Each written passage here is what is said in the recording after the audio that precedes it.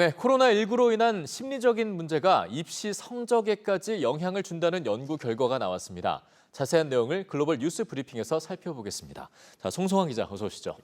네, 자, 심리적인 부분이 성적에까지 영향을 준다. 그럴 수 있죠. 이번 연구는 어떤 연구인지 좀 살펴볼까요?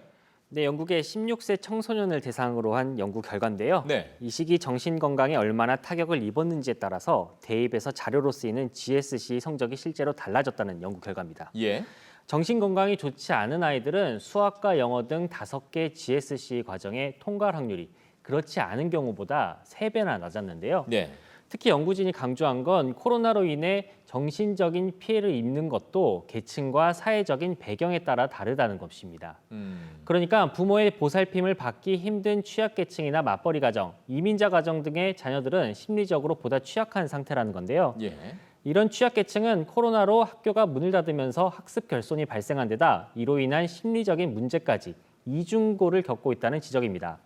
결국 이 같은 심리적인 타격이 입시 성적에까지 직접적인 악영향을 미치는 것으로 밝혀진 만큼 취약계층에 대한 핀셋 정책이 필요하다고 연구진은 주문했습니다. 그렇습니다. 누구나 힘든 시기지만 더 힘든 사람들이 있는 만큼 더 세심하고 배려 있는 정책이 필요하겠죠. 네. 자, 다음 소식은 어떤 소식이죠? 네, 다음 소식도 영국 소식인데요. 네. 영국은 학교 방역 수칙으로 확진자가 나오면 접촉자까지 묶어서 격리를 시키는 이른바 코로나 거품 원칙을 적용하고 있습니다. 네. 큰 틀에선 우리나라랑 비슷한 모습인데요. 그렇죠. 예, 문제는 확진자 규모가 워낙 크다 보니까 7월 초엔 한 주 동안 학생 100만 명이 결석하는 일이 벌어진 겁니다. 제대로 된 교육 활동이 이뤄질 수가 없을 텐데요. 그런데 영국 옥스퍼드 대학에서 이 코로나 거품 원칙을 유지한 집단과 격리 대신 매일 진단 검사를 받게 한 집단을 비교해 봤더니 확진자 비율에서 큰 차이가 없는 것으로 나타났습니다. 예. 그러니까 결국 확진자가 나왔다고 해서 학업을 멈출 게 아니라 격리는 최소한으로 하고 진단 검사를 통해서 최대한 학생들이 등교를 할 수 있게 하자는 결론입니다. 자, 근데 또 그럴만 했지 않습니까? 영국 정부가 지난달 중순에 이제 봉쇄령을 풀면서 사실 제가 이제 보기에는 청년들이 클럽에서 마스크 없이 활동하고 이런 사진들도 본 기억이 있거든요.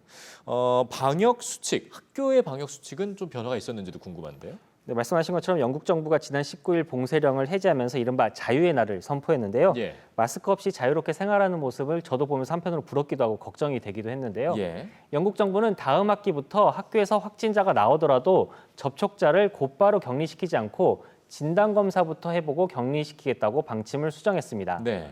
물론 현장에서는 아직 교실은 안전하지 않다, 방역 수칙을 수정할 만큼 정보가 충분하지 않다는 등의 이유로 우려가 나오는 것도 사실입니다. 예, 지금 상황에서는 변이 바이러스가 또 최대 이슈 아니겠습니까? 그렇죠. 이런 부분에 있어서만큼 더 신중한 대책이 필요해 보입니다. 네.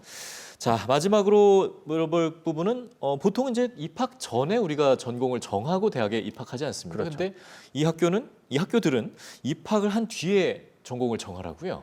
네, 미국의 일부 대학들 이야기인데요. 예. 한 설문조사에 따르면 미국 대학 학사학위 취득자의 3분의 1 이상이 가능하다면 대학으로 돌아가 전공을 바꾸고 싶다 이렇게 답했는데요. 네. 이 같은 문제 때문에 콜로라도주와 펜실베니아의 일부 대학들이 학생들에게 전공 탐색을 할 기회를 주고 이 과정에서 학생들이 자기의 적성에 맞는 전공을 선택할 수 있는 제도를 속속 도입하고 있다고 합니다. 네. 물론 이게 말만 들으면 좋은 제도 같지만 학교 입장에선 여러 가지 좀 문제점이 있는데요. 우선 학과 쏠림 현상이 일어날 수 있고 예. 또 안정적으로 학교를 운영하기 힘들다라는 또 문제가 있습니다. 그렇겠죠. 네, 학생 입장에서도 문제인데요. 이렇게 학과를 바꾸거나 전공 선택이 늦어질 경우에 장학금이나 졸업 과정에서 또 문제가 발생할 수 있습니다.